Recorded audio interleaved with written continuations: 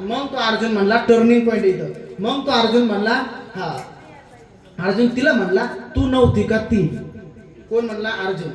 सुभद्रा म्हणाली अर्जुनला कोण होती ती. असं समजला बरोबर. असं बोलल्यानंतर त्या अर्जुनाला समजलं. म्हणले कोण होती ती सांगा. म्हणले आता जाता तू नव्हती का ती. म्हणले कोण होती ती. म्हणे हा. मग तिला राग आला महाराज लाल बुंद झाला आणि त्या सुभद्रेवरती हात उगारणार मारणार तर भगवान परमात्म्याने हात धरला महाराज. हात धरल्यानंतर म्हणजे हात खाली करा. मालकाच्या बहिणीला मारणं एवढं सोपं आहे का. अहो कोणी जर आपल्या बहिणीला जर हात उगारला तर आपण ऐकून घेणार आहे का. एखाद्याला दाजीनं जर आपल्या बहिणीला मारला तर आपण ऐकून घेतो का. मी तर नाही ऐकून घेतो. मग राग आला. ते म्हणले एक काम कर दोघां नवऱ्या बायकोच्या भांडणामध्ये कधीच पडू नये असं कोणी सांगितलं. अर्जुनानं सांगितलं. आणि खरंय दोघा नवरा बायकोच्या भांडणात तिसऱ्यानं कधीच पडू नये. शहाण्यानं अजिबात पडू नये. कारण आतलं भांडणं होता पाहुण्यानं गुलगुल गप्पा आणतात. बरोबर आहे ना. आणि जो मधात बोललाय तर त्याच्यावर खापर फुटते. त्याने जर नवरा बायकोच्या भांडणात कोणी पडायचं नाही. ती म्हणली एक काम कर मी पडत नाही पण या माझ्याकडे पुरावा जर असला तर मी बोललं चालेल का. अर्जुन म्हणला ठीक आहे. ते म्हणले याच अंगठीसाठी तू बोलला ना. याच अंगठीसाठी माझ्या बहिणीवरती हात उकारला ना. हीच अंगठी ना ती. हा महाराज अर्जुनाच्या डोळ्याला खळकन पाणी आलं आणि अर्जुन देवाला कडकडून मिठी मारली. कोणाला अर्जुनाने त्या भगवान परमात्म्याला कडकडून मिठी मारली आणि देवाला विनंती केली देवा तू माझ्यासाठी माझी बायको झाला. याच्या पलीकडे कोणता पुरुषार्थ पाहिजे तुम्हाला. याच्या पलीकडे पुरुषार्थच नाही. देव भगवान परमात्मा अर्जुनाची बायको झाला. एवढा देव तुमच्यासाठी काम येतो त्याचा अंकित होतो. देव भगवान परमात्मा तुमचे सगळे काम करतो.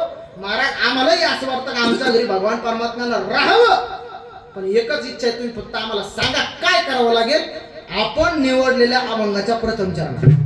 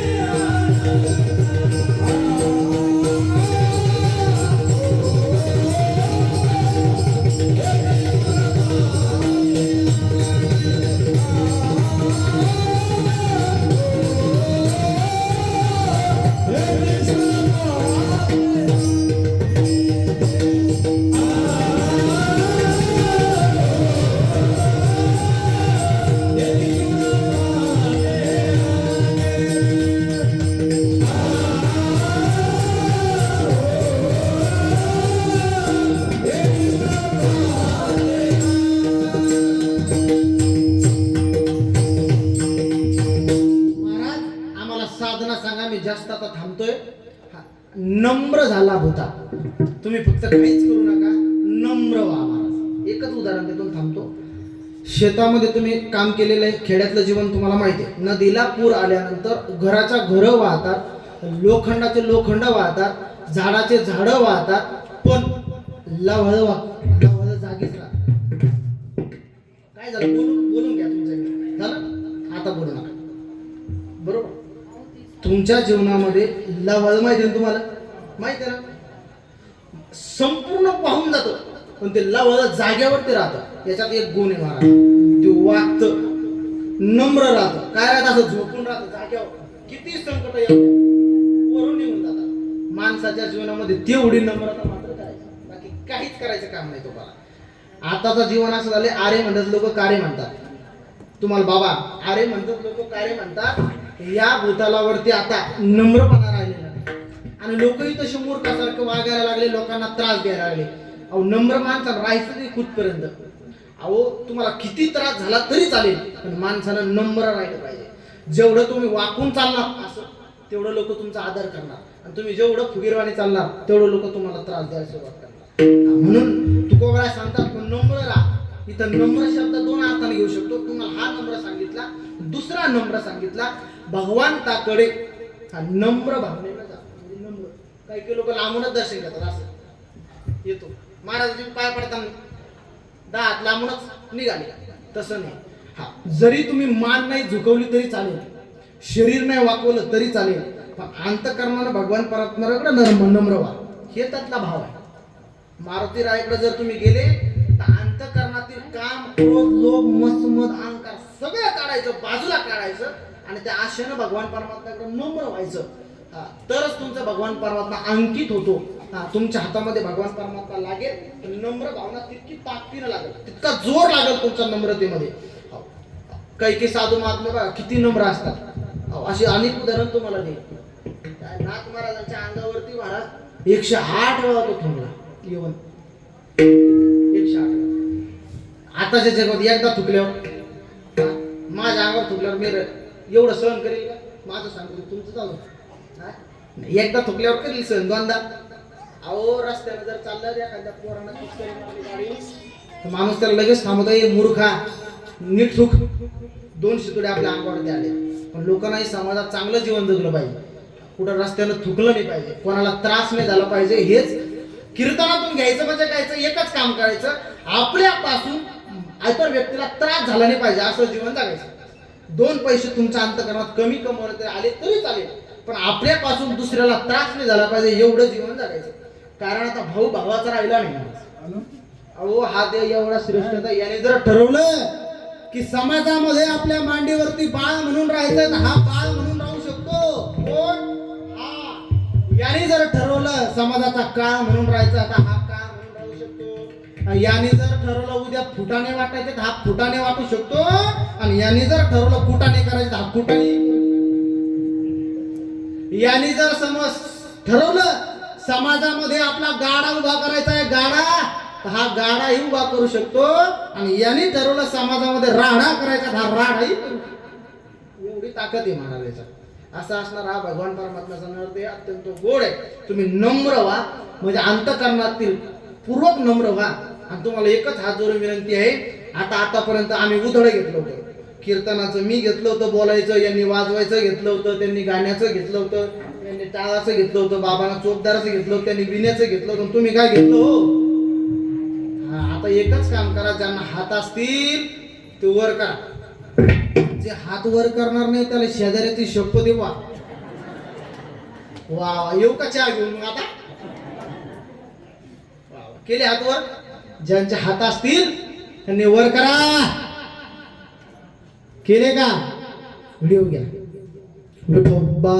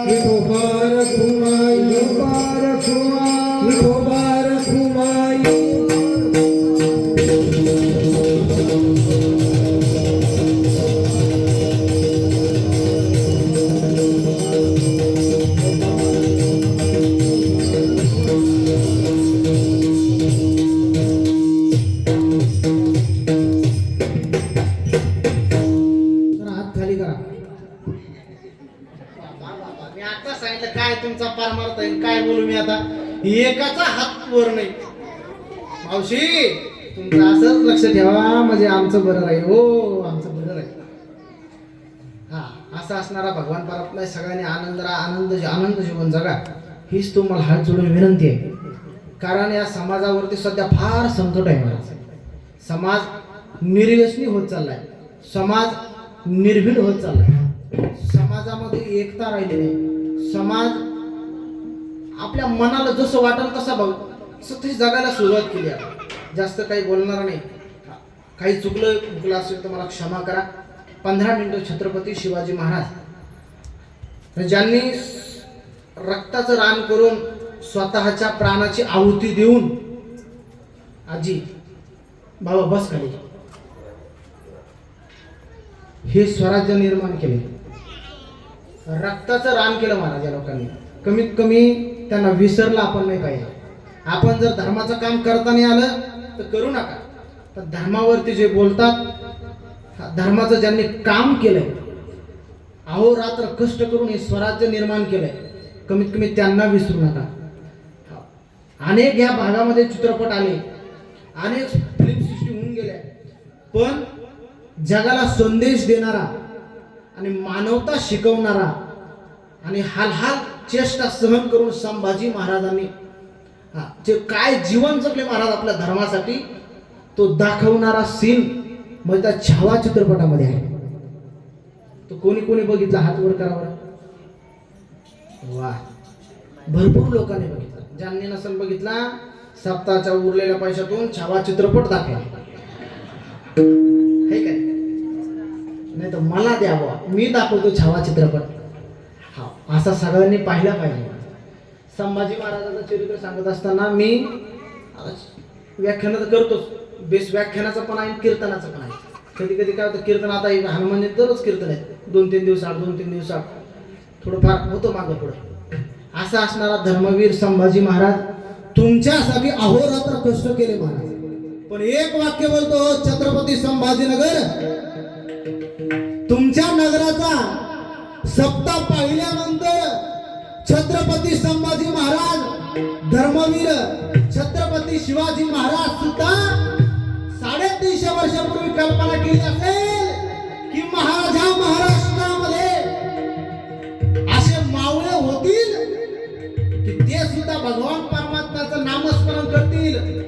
आणि याच ठिकाणचा सप्ताह पाहिल्यानंतर छत्रपती शिवाजी महाराज आदी करून जगद्गुरु तुकोबराय, ज्ञानोबाराय, संभाजी महाराजांना सुद्धा आनंद वाटला असेल की याच संभाजीनगर मधील तरुण मित्रमंडळ असतील, महिला मंडळ असतील, पुरुष मंडळी असेल की गोड शिवजयंती साजरा करतात, नामस्मरण करतात, त्यांनाही आनंद झाला असेल महाराज. त्या संभाजी राजांनी 40 दिवस महाराज यातना सहन केल्या. त्या यातना जर तुम्ही ऐकल्या, अंगावरती काटा आल्याशिवाय राहणार नाही महाराज. कारण ज्या वेळेस संगमेश्वरला संभाजी राजांना पकडण्यात आलं, तो सीन तुम्ही पहा. पकडल्यानंतर आपलेच गद्दार होते महाराज. संभाजी राजांना पकडल्यानंतर अंगावरती कातडा सोडून काढली महाराज माझ्या राजांचं, आणि राजाला उंटाला बांधण्यात आलं. उंटाला राजाला बांधल्यानंतर कुणीतरी यायचं आणि माझ्या राजांच्या अंगावर तो साल्ट सोडून काढायचं. कोणत्याही माणसाने यायचं, माझ्या राजांचं एक नख काढायचं आणि उपटून काढायचं आणि निघून जायचं. अहोरात्र कष्ट करणाऱ्या धर्मासाठी राजा चुकला नाही, मोडला नाही, पण वाकला बी नाही.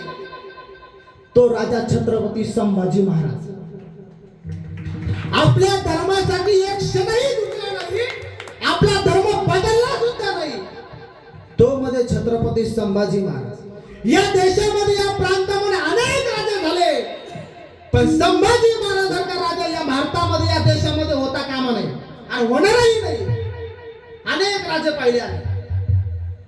निर्भीड, पराक्रमी, स्वाभिमानी, प्राणप्रिय, एकनिष्ठ, स्वच्छ राजकारणी, निर्भीड, स्वराज्याचा आत्मबिंदू, क्षत्रिय कुलावता वंश, प्राणप्रिय, इमानदार, ज्ञानपीठ, न्यायपीठ, शक्तीपीठ.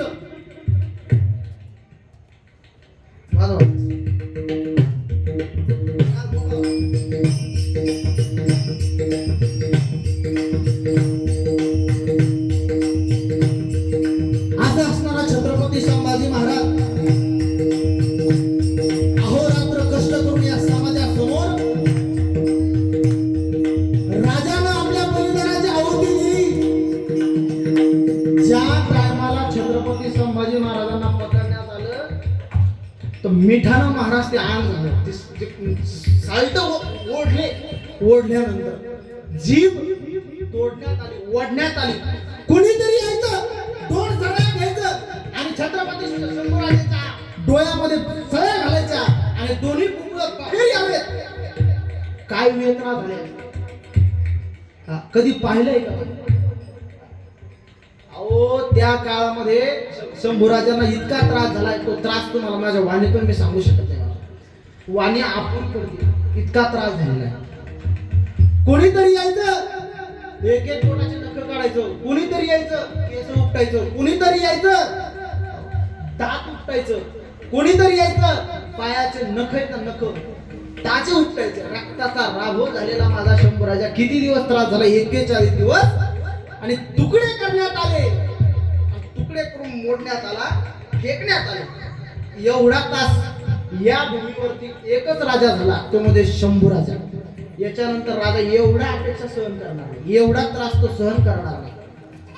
राजाच्या पाठलाग त्या मुलीवरती नुसता छेड केला महाराज. तर छत्रपती शिवाजी महाराजांना दोन्ही हातपाय तोडून गाढवावर मिरवणूक काढली. का काढली असेल की त्यांनाही कळायला पाहिजे याच्यानंतर या रयतेवरती अन्याय झाला नाही पाहिजे, लेकीवरती बलात्कार झालेला पाहिजे, कुणीतरी माझ्या लेकीवरती वाईट नजरेनं नाही पाहिलं पाहिजे. याच दृष्टीनं गाढवावरती मिरवणूक काढली, हात पाय तोडून. आणि आता त्याच महाराष्ट्रात अशा न्यूज येतात, तो राजा सुद्धा वरती ढसा रडत असेल की काय माझा महाराष्ट्र.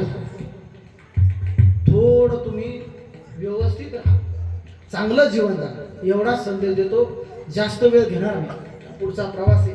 कधीतरी वेळ मिळाला तर नंतर सविस्तर तुम्हाला राजांचं चरित्र ऐकायला मिळेल. आज त्यांची पुण्यतिथी होती, राजांना 40 दिवस पूर्ण झाले म्हणून तो योगायोगाला माझ्याला तसं पाहिलं हा भाग्याचा दिवस नाही, हा काळा दिवस आहे. आजचा काळा दिवस आहे. त्या निमित्ताने मला ही कीर्तन रूपी सेवा मिळाली. त्याबद्दल सर्व गावकऱ्यांचं, कोणते मंडळ आहे नगर पुंडलिक नगर, अगदी तुम्ही पुंडलिकासारखे भक्त आहात, तुम्हाला धन्यवाद. कारण तुमची भक्ती अक्कल आहे. तशीच जशी पुंडलिकाने भगवान परमात्म्यावर केली तसे तुम्ही सर्वजण आहात. तुम्हाला हात जोडून विनंती, तुम्हाला सगळ्यांना धन्यवाद. बोलण्याच्या ओघामध्ये एखादा अपशब्द गेला असेल, तुमचा लेकरू म्हणून तुम्हाला एक मुलगा असेल, एक मुलगा असेल तर तो म्हणून क्षमा करा. ज्याला 2 मुलं असतील त्यांनी तिसरं म्हणून क्षमा करा. ज्याला 4 असतील त्यांनी 5वं म्हणून मला क्षमा करा. आणि ज्याला लेकरू नसेल त्यांनी मला दत्तक घ्यान माफ करा. गोड व्यक्तिमत्व आहे. धन्यवाद ज्यांनी मला आमंत्रित केलं. असे असणारे आमचे परम मित्र, माझ्या अगोदर आळंदीमध्ये आहे साधना केलेली आहे, असे आमचे परम मित्र नामदेव महाराजांच्या एकदा नावाला टाळ्या. सगळ्यांचा आशीर्वाद आहे. नामदेव महाराजांनी हा योग आणला. उद्यापासून आम्ही सोबत असतो. उद्या येणार आहे का? परवा काला करून बरोबर. उद्या 8 दिवस आम्ही आता उद्यापासून सोबतच आहे. म्हणून ते म्हटले तुम्ही एक सेवा करा, आता पुढे जा. तुम्हाला सर्वांना धन्यवाद. आता सगळ्यांनी ज्ञानेश्वर माऊली भजन करायचं आणि थांबायचं. ज्ञानेश्वर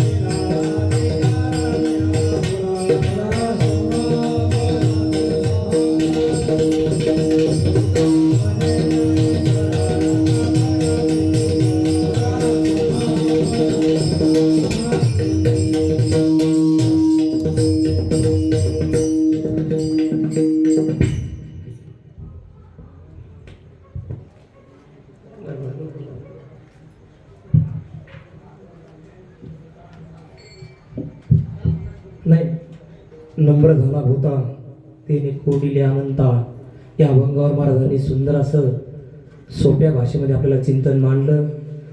तरी सर्व आपल्या पुंडलिकनगरमधल्या सर्व पंचकमिटीच्या वतीने महाराजांचे आभार. महाराज आळंदीहून आले, 12 वाजता निघले, 11:30 पावणे 12 वाजता निघले आणि प्रवास करीत करीत आपल्या संभाजीनगर आणि त्याच्यानंतर आपल्या पुंडलिकनगरमध्ये आले. धावत्या वेळामध्ये सुंदर असं चिंतन त्यांनी मांडलं.